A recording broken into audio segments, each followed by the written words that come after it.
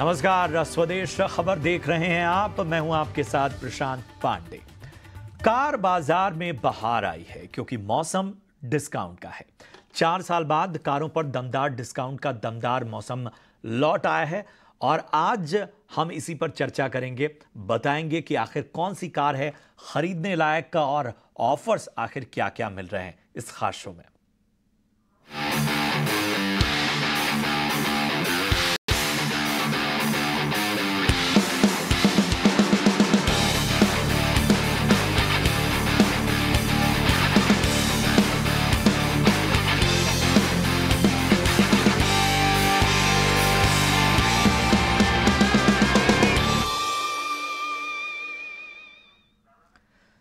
जी हाँ, आया मौसम डिस्काउंट का। मिडिल क्लास हो या फिर हायर मिडिल क्लास, कार खरीदना हर किसी की हसरत होती है। खासकर मिडिल क्लास अपनी ड्रीम कार खरीदने के लिए सपने भी संजोता है और पैसे भी जुटाता है ताकि वो एक अपने सपने की कार खरीद सके। कई बार कीमत बजट से बाहर हो जाती है।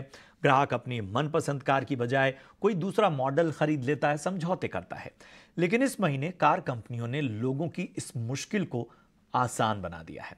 मारुति, ह्युंडई, होंडा जैसी कंपनियां शानदार ऑफर्स दे रही हैं। इन ऑफर्स की रेंज लाखों तक है। तो सवाल है कि ऐसा क्या हुआ कि 4 साल बाद कार मेकर्स इतना बड़ा डिस्काउंट दे रहे हैं और कौन कौन सी ऑफर्स मौजूद हैं। इसी मुद्दे पर बढ़ते हैं। हम अपने सहयोगी सुमित चतुर्वेदी की आपको एक रिपोर्ट दिखाएंगे। साथ ही ऑटो एक्सपर्ट टूटू धवन भी हमारे साथ इस चर्चा में जुड़ेंगे। लेकिन सबसे पहले सुमित से जानते हैं कि आखिर डिस्काउंट बाजार किस तरह का है। जी सुमित, बताएं। सभी तरह की गाड़ियों की जो डीलरशिप पे कह सकते हैं कि जो स्टॉक्स है बहुत ज्यादा हो गए हैं, कई हजार करोड़ के हो गए हैं। पूरे देश में थोड़ा स्लो डाउन दिख रहा है गाड़ियों के बाजार में, इसलिए डिस्काउंट अब ज्यादा हो रहे हैं। कुछ मुख्य स्कीम आज अनाउंस की गई हैं। टाटा मोटर्स ने हैरियर और सफारी का जो शुरुआती दाम है वो कम किया है और वहीं पे अपने बाकी जो गाड़ियां हैं उन पे भी लगभग 1.5 लाख रुपए तक की डिस्काउंट दे रही है। ये टाटा मोटर्स की तरफ से है। मारुति सुजुकी ने अपने जो एक्सटेंडेड वारंटी है और वारंटी जो गाड़ियों पे है उसको बढ़ा दिया है। पहले वारंटी जो थी वो लगभग 40,000 किलोमीटर और 2 साल की थी। अब ये 3 साल और 1 लाख किलोमीटर की कर दी गई है। बाकी सब गाड़ी वाले भी अपनी गाड़ियों पर काफी बम्पर डिस्काउंट दे रहे हैं क्योंकि वो चाहते हैं गाड़ी जल्द से जल्द उनके डीलर से निकलें, क्योंकि फाइनेंसिंग एक बहुत बड़ा मुद्दा होता है। ग्राहकों को भी गाड़ी चाहिए होती है और वो चाहते हैं कि ये एक सीजन है जब बारिशों में गाड़ियां कम हो जाती हैं खरीदना, तो इसलिए डिस्काउंट्स काफी ज्यादा हो जाते हैं। ये मुख्य वजह है कि डिस्काउंट्स अब अनाउंस किए गए हैं। बिल्कुल, तो जाहिर सी बात है कि डिमांड के बढ़ने की जब गुंजाइश होती है तो इस तरह के ऑफर्स आते हैं। हमारे साथ जाने माने ऑटो एक्सपर्ट टूटू धवन जी जुड़ चुके हैं। टूटू जी, बहुत बहुत स्वागत आपका ईटी नाउ स्वदेश में। इस चर्चा में समय देने के लिए आपका बहुत बहुत धन्यवाद। मेरा सीधा सवाल यही है कि ये जो ऑफर्स का मौसम लौटता है, जब ऑफर्स की बात आती है, एक बड़ी रेंज में जब ऑफर्स दिए जाते हैं, जाहिर सी बात है इसका सबसे बड़ा मकसद यही है डिमांड को में थोड़ी उछाल आए, डिमांड बढ़े। आप बताएं, बतौर एक्सपर्ट आप और कौन कौन सी चीजें देख रहे हैं जिसकी वजह से इस तरह के ऑफर्स हैं, और क्या ये वाकई सही मौका है कंज्यूमर के लिए इन ऑफर्स पे दांव खेलने का? देखिए जी, सबसे पहले तो मैं ये बताना चाहता हूं कि ये ऑफर जो हैं ये यूजुअली इस टाइम के ऊपर साल के नहीं आते। ये आते हैं ईयर एंड के ऊपर। और इस बार फर्क सिर्फ ये है कि जो हमारे कस्टमर हैं, जो खरीदने वाले हैं, वो थोड़ा सा वेट कर रहे थे हमारे इलेक्शन के रिजल्ट के लिए, और इसी करके बाजार बहुत ही स्लो हो गया था इन टर्म्स ऑफ इन्वेस्टमेंट। आपने देखी होंगी हमारा सेंसेक्स भी थोड़ा सा स्टेबल सा था और ज्यादा ऊपर नीचे नहीं हो रहा था। और ऐसे ही जिन्होंने कुछ खरीदना था नया, वो सब उन्होंने पेंडिंग डाल दिया। विद द रिजल्ट जो मैन्युफैक्चरर हैं, they could not stop there manufacturing, तो उनके इन्वेंट्री बढ़ती गई और आगे उन्होंने डीलर्स को भी उन्होंने ओवरलोड कर दिया। So at the end of the day हुआ ये है कि the market itself has become so tight कि जिन्होंने मैन्युफैक्चर किया वो बेचना चाहते हैं, जिन्होंने खरीद के अपनी डीलरशिप में रखे हैं, they don't want to keep losing interest on their investment. So with the result, between the dealers and the manufacturer, they decided to pass on certain benefits जो हमारे कस्टमर को आ जाए और उनका स्टॉक डिप्लीट हो जाए। सही बात आपने कही। और ईयर एंड में कस्टमर भी इस कश्मकश में रहता है, क्योंकि एक साल पुरानी 10 दिन में एक साल बाद एक साल पुरानी गाड़ी हो जाती है, वो मॉडल एक साल पुराना हो जाता है, और वो ऑफर्स उस दौर में लाने की एक स्ट्रेटजी भी होती है। इस बार भी जिस तरह से आपने समझाया एक खास रणनीति है। टूटू सर, मैं सीधा आता हूं मिडिल क्लास की जो सबसे पसंदीदा ब्रांड है मारुति की बात करते हैं, और जो डेटा है वो कहता है कि ब्रीजा पे 25,000 तक का डिस्काउंट है, स्विफ्ट पे 15,000 से 35,000 तक का डिस्काउंट है। थोड़ा और ऊपर हम बढ़ें, वैगनार जो सबसे ज़्यादा मिडिल क्लास की पसंदीदा गाड़ी है, वहाँ पर 30 से 42,000 तक का डिस्काउंट मिल रहा है। नई जो लॉन्च हुई गाड़ियाँ हैं, चाहे ग्रैंड विटारा हो, चाहे जिम्नी एसयूवी हो, यहाँ पर 1.5 से लगभग 2.25 लाख तक के डिस्काउंट नज़र आ रहे हैं। अगर मिडिल क्लास के हिसाब से देखें, बजट पॉकेट्स के हिसाब से देखें, तो आप कौन सी गाड़ियों को ज़्यादा बेहतर बताएंगे, या जिन्हें अगर गाड़ी लेनी है तो इनमें से कौन सी गाड़ी, ख़ासतौर पे मारुति में अगर लेनी हो तो ली जाए? आज तो यूपी से खबर भी आ गई रजिस्ट्रेशन 100% उसमें रिलैक्सेशन की, तो अब आप बताएं कहाँ ज़्यादा बेहतर मौके हो सकते हैं? देखिए, ये जो बात कर रहे हैं ना, मैंने मॉडल्स की, अलग अलग सेगमेंट्स के मॉडल्स की, ये तो खैर डिपेंड करता है ऑन द कस्टमर। अब फैमिली वाले लोग हैं जो उनको थोड़ी सी बड़ी गाड़ी चाहिए होती है, 5 सीटर हो या 7 सीटर हो, तो अकॉर्डिंगली वो खरीदते हैं। ऐसे ही जो छोटी गाड़ी जिसको 5 सीटर ही कहते हैं और छोटी होती है, और जिसकी प्राइस भी 5 लाख के लगभग शुरू होती है, तो उनकी डिमांड अलग रहती है। तो वैसे तो देखा जाए तो जो bread and butter of the industry है, वो 5 लाख रुपए से लेके और 20 लाख रुपए तक के बीच में गाड़ियां जो होती हैं, वो actually are the bread and butter of the industry, और वही सबसे ज्यादा गाड़ियां बिकती हैं मार्केट के अंदर। तो मैं तो यही कहूंगा कि this is a very good time कि इस वक्त इतने बड़े बड़े डिस्काउंट मिल रहे हैं जो यूजुअली जाके ईयर एंड पे मिलते होते हैं। और इस time one of the reasons is because of the election and because the market is slow, तो इस करके आपको मैन्युफैक्चरर भी और डीलर भी, they are also bending backward कि आपको डिस्काउंट दें और उनके अपनी जो गाड़ियां स्टॉक में हैं वो ऑफलोड कर सकें। तो इस माहौल का फायदा उठाने के लिए तो इस वक्त जो भी गाड़ी जिसने लेनी है या बदली करनी है, this may be the best time for him. अपने अनुभव से बताइए कि क्या जो इलेक्ट्रिक गाड़ियां हैं वहां पर अब ज्यादा डिस्काउंट या किसी तरह का, एक तरह से कह सकते हैं ऑफर्स की कंपनियों को भरमार करनी होगी? क्या आपको लगता है कि वहां जो शिफ्ट चाहिए, एक बड़ा कंज्यूमर बेस वहां शिफ्ट हो, उसके लिए इसकी आवश्यकता है, या अभी आपको लगता है कि कंज्यूमर वेट एंड वॉच वाली स्थिति में है, खासतौर पे इलेक्ट्रिक गाड़ियों को लेकर? देखिए, इलेक्ट्रिक गाड़ियों की प्रोडक्शन इतनी नहीं होती जितनी के हाइब्रिड्स हैं और पेट्रोल और डीजल की गाड़ियां होती हैं।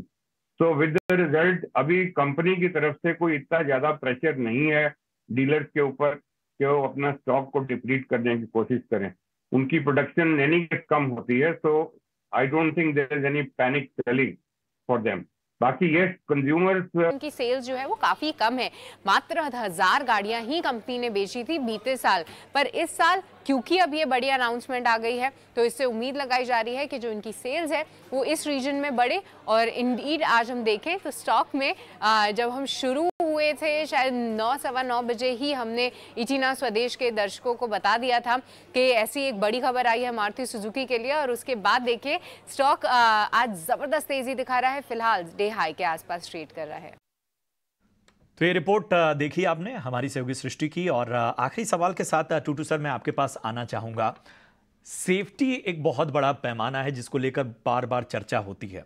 अगर मैं सेफ्टी को जोड़ दूं, एम्बिशन को भी जोड़ दूं इसमें, क्योंकि अब लोग बड़ी गाड़ियां, और जाहिर सी बात है कि इस तरह से गाड़ियों का चुनाव कर रहे हैं जिसमें वो इस बात का खास ख्याल रख रहे हैं कि सुरक्षा से समझौता ना हो, क्योंकि हाल फिलहाल कई ऐसी चीजें हुई, कई ऐसी रिपोर्ट्स भी सामने आई। अपने अनुभव से बताइए कि आपको कौन लगता है इनमें, अगर कि जो एक तरह से मार्केट लीडर बन रहा है या जो लोगों के बीच ज्यादा खास जगह बना रहा है? आप सेफ्टी की बात करेंगे तो मेरे ख्याल जो सबसे पहले one of the early bird जो मोटो मैन्युफैक्चरिंग में आया था वो टाटा थी, और बीच में थोड़ा सा वो स्लो हो गए थे और उनका जो फोकस थोड़ा सा शिफ्ट हो गया था, but now they are back, उनका पूरा फोकस आ गया। They have been one of the leader to make safe vehicles, और 5 स्टार सेफ्टी के अंदर सबसे पहले उनकी गाड़ियां पहले आई हैं और उसके बाद धीरे धीरे और उसके अंदर ज्वाइन कर रहे हैं। तो हम सेफ्टी की बात करेंगे तो I think Tata is now the leader of the safety. बाकी ऑफ कोर्स जो बाकी की गाड़ियां हैं उसके अंदर बेसिक सेफ्टी फीचर तो सबके हैं, एयर बैग, ABS और side impact bars and so on, सब कुछ देना शुरू कर दिया है एज स्टैंडर्ड। बाकी जो 5 star rating of crash test है वो अभी भी टाटा की ही लीडर है। शुक्रिया करेंगे टूटू सर हमसे जुड़ने के लिए और इस खास विश्लेषण के लिए। बहुत अच्छी चर्चा रही और हम उम्मीद करते हैं कि आपकी इस एक्सपर्ट टिप्पणी से कंज्यूमर को और आसानी हो गई होगी अब इस डिस्काउंट वाले बाजार में कोई भी कार खरीदने के लिए। बहुत बहुत शुक्रिया सर समय देने के लिए, और आगे भी हम आपको इस तरह की चर्चाओं में शामिल करते रहेंगे। तो इस खास चर्चा में फिलहाल यहां रुकेंगे एक छोटे से ब्रेक के लिए, फौरन हाजिर होते हैं।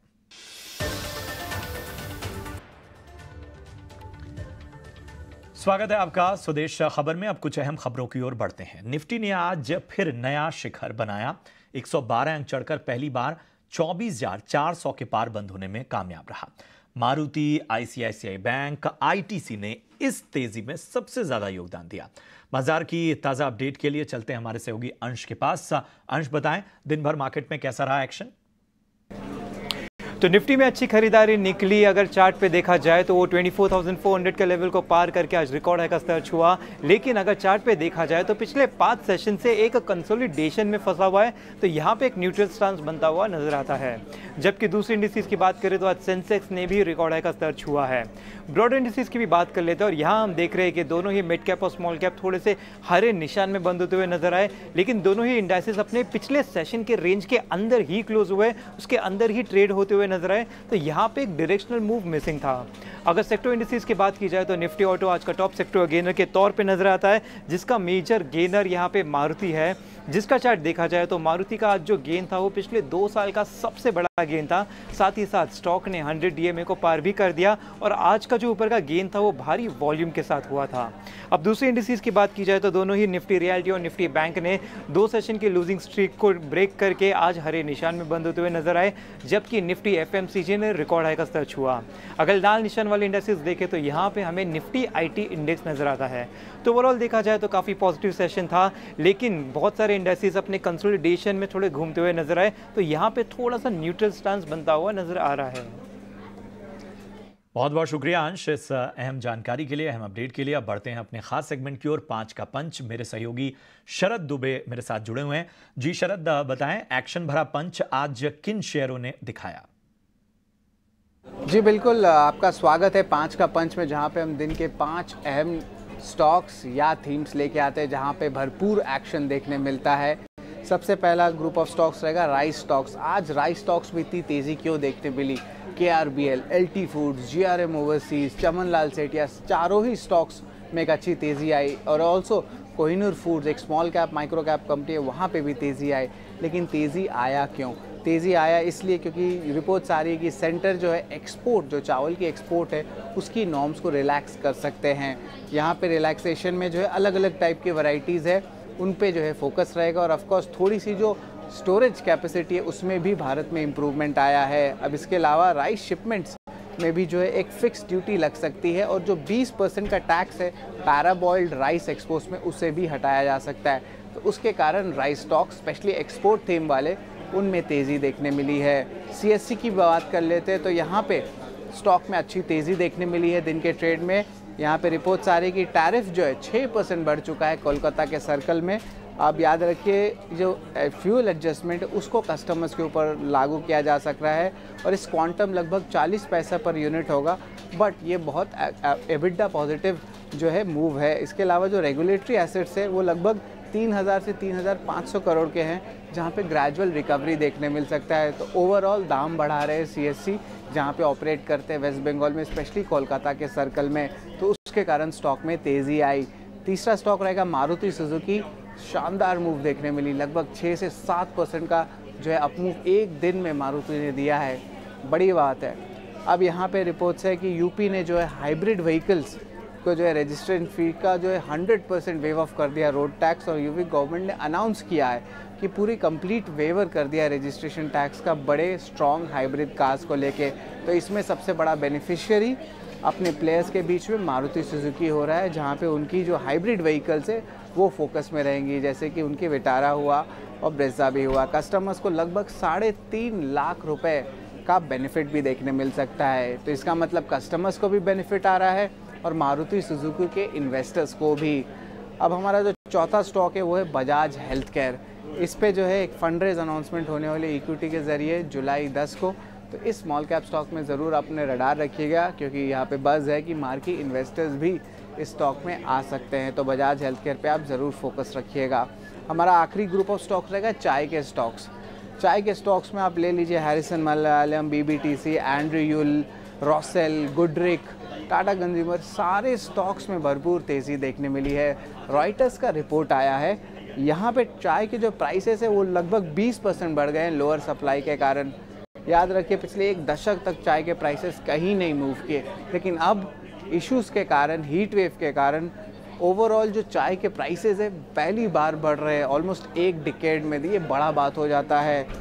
और इसके अलावा एक्सट्रीम वेदर हुई है, फ्लड्स भी जो है, जो की स्टेट होता है असम का, वहाँ पे आउटपुट कम हो गया है। और हमने थोड़ी चैनल चेक्स भी की तो ऑक्शन हाउसेस में भी पता चला कि 15 से लेके 20% चाय के दाम बढ़ गए हैं। तो उसके कारण चाय के स्टॉक्स में भी तेज़ी देखने मिली है। तो ये 5 अहम थीम या स्टॉक्स है जो आज 5 के पंच में फोकस में रहेंगे। बहुत बहुत शुक्रिया शरद इस अहम जानकारी के लिए। बढ़ते हैं आगे।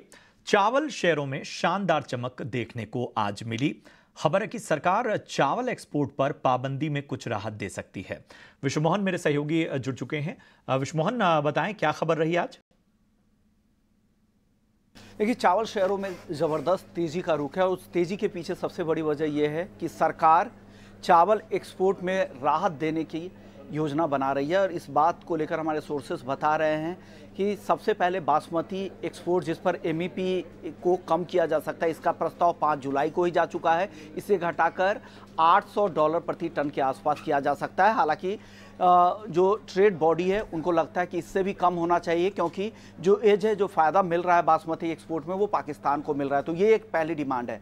दूसरी डिमांड पैराबॉइल्ड राइस को लेकर है, जिस पर 20% एक्सपोर्ट ड्यूटी लगाई जाती है। उस एक्सपोर्ट ड्यूटी को हटाकर यहाँ पर फिक्स्ड ड्यूटी लगाई जा सकती है, जो $50 प्रति टन से $90 प्रति टन के बीच में हो सकता है। इसके अलावा सफ़ेद rice, non basmati white rice, जिसका एक्सपोर्ट पूरी तरह से बैन है, उसके एक्सपोर्ट को भी खोलने पर विचार किया जा रहा है। वहाँ पर भी स्पेशल ड्यूटी, एक ड्यूटी लगाकर उसके एक्सपोर्ट को भी खोला जा सकता है। तो इस तरह से सरकार की योजना है। इसके पीछे बड़ी वजह यह है कि इस बार जो बफर स्टॉक है वो 482 लाख टन के आसपास पहुँच चुका है, जबकि सरकार का जो बफर का नॉर्म होता है 135 लाख टन का होता है। तो उससे देखें तो 3.5 लाख टन से भी ज़्यादा, 3.5 गुना से भी ज़्यादा आपके पास बफर है।